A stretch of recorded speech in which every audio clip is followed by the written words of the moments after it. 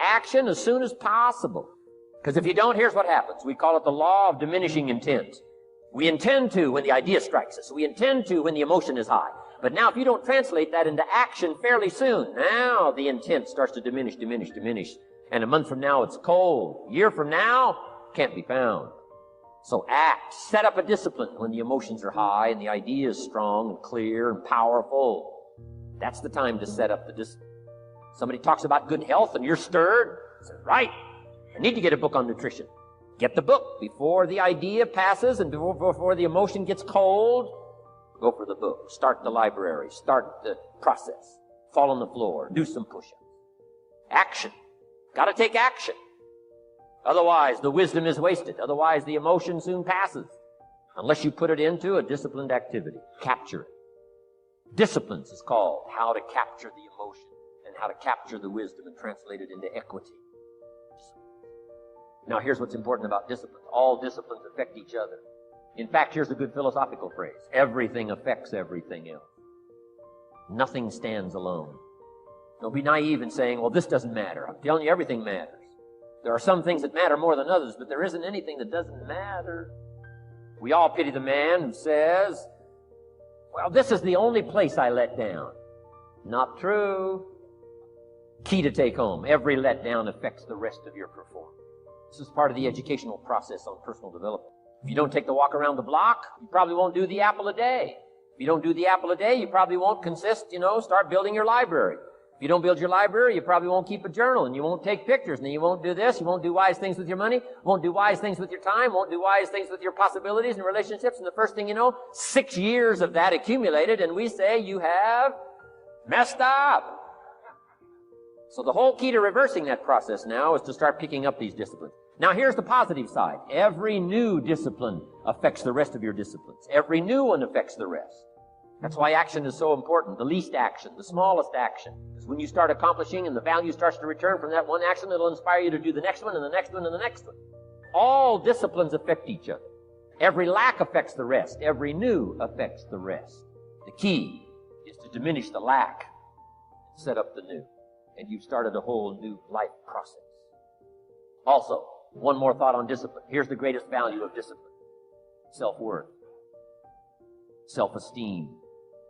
People are teaching self-esteem these days, but they don't connect it to discipline.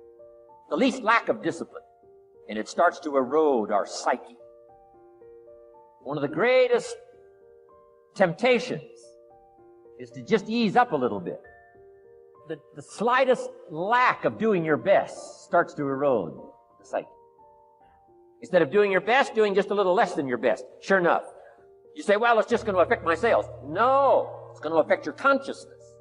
It's going to affect your philosophy. Now you've begun in the slightest way to affect your own philosophy.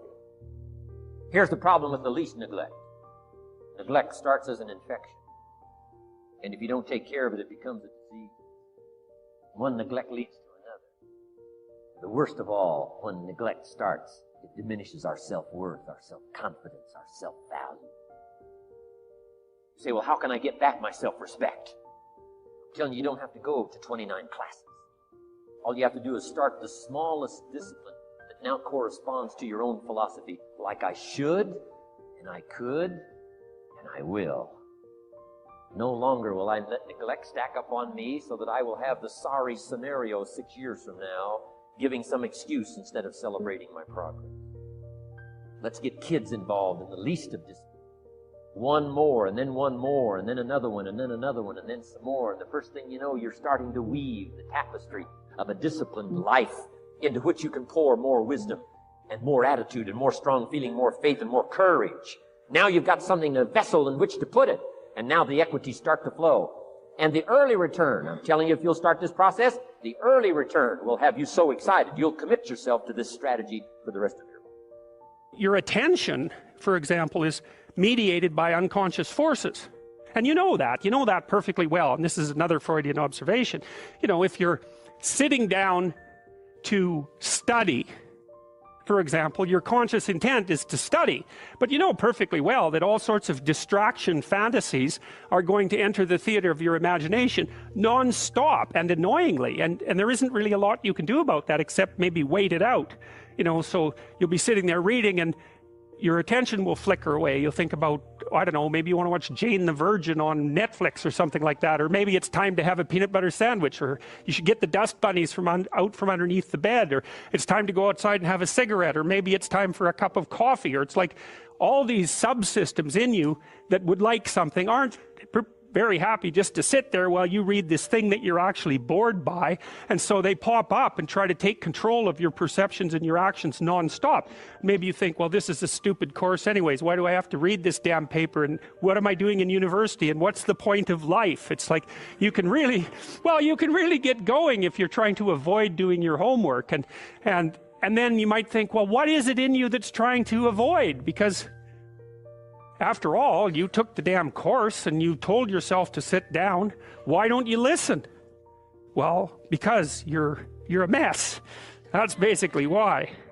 You haven't got control over yourself at all. And no more than I have control over this laptop. Okay, so there's the memory function of the unconscious, and there's the dissolutive function. That's an interesting one. The unconscious contains habits, once voluntary, now automatized, and dissociated elements of the personality, which may lead a parasitic existence. That's an interesting one. I would relate that more to procedural memory. You know, so what you've done is practice certain habits, whatever they might be. Let's call them bad habits. And you like those things to get under control, but you can't. So maybe when you're speaking, for example, you use like and you know, and you say a lot. And you've practiced that, so you're really good at it. And you'd like to stop it, but you don't get to, because you've built that little machine right into your being, right? It's neurologically wired, and it's not under conscious control. And anything you practice becomes that. It becomes part of you, and that's another element of the unconscious, a different part. And then there's a creative part, which is that, well, you know, you're sitting around and maybe you're trying to write something, or maybe you want to produce a piece of art or a piece of music, or maybe you're just laying in bed dreaming and you have all these weird ideas, and especially in dreams, it's like, where do those things come from?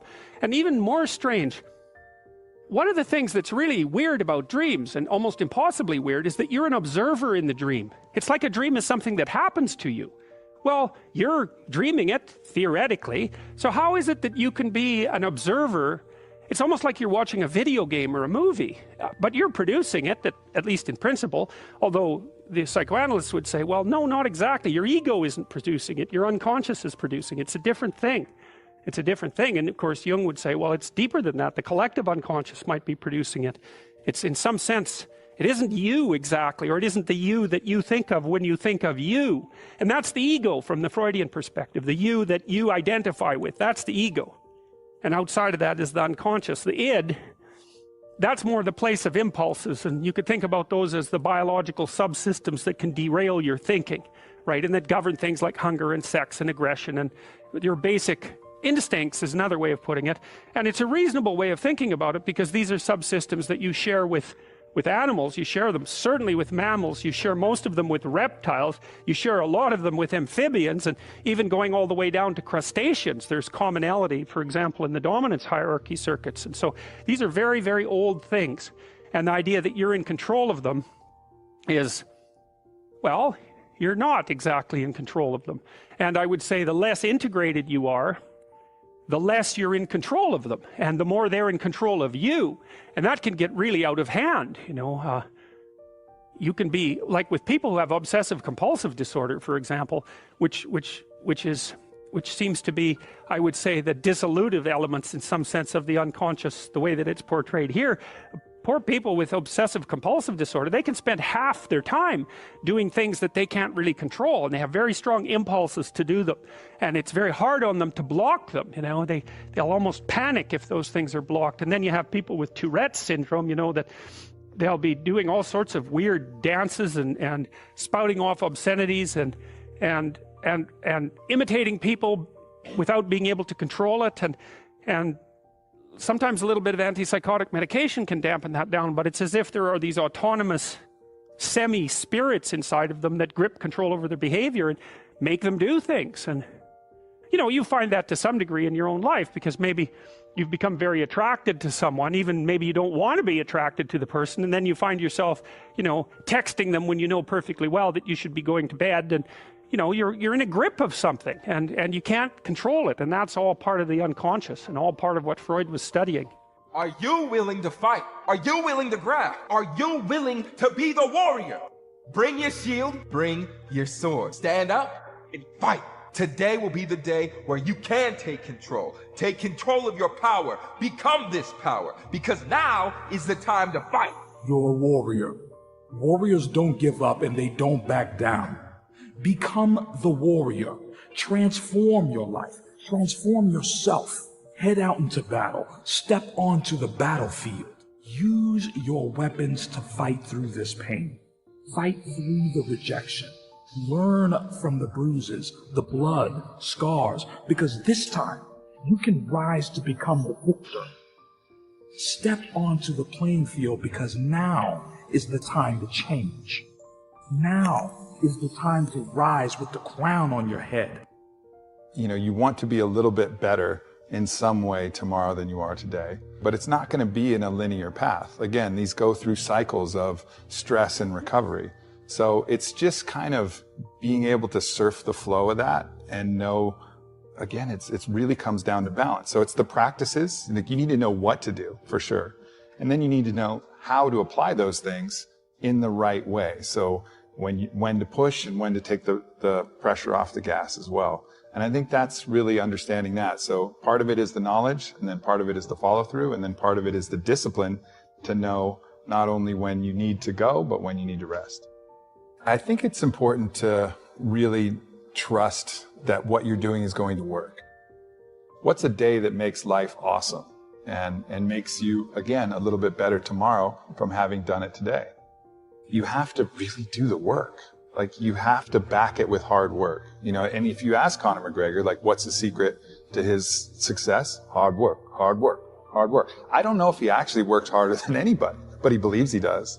You know, he has no doubts in his mind that he's actually working harder.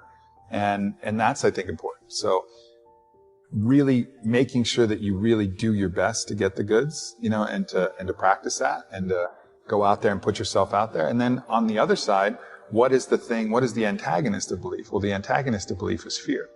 You know, fear is a belief that something negative is going to happen rather than something positive is going to happen. So it's like, that's on the other side. You're almost believing in your failure, right? Rather than believing in your success. So you have to go attack and collapse these different fears. And part of that is going to be sucking out the penalty if you fail, right? Because like a lot of the fear comes because we're afraid that we're going to judge ourselves harshly or whatever. So you got to realize, like, there is no such thing as failure. There's just learning.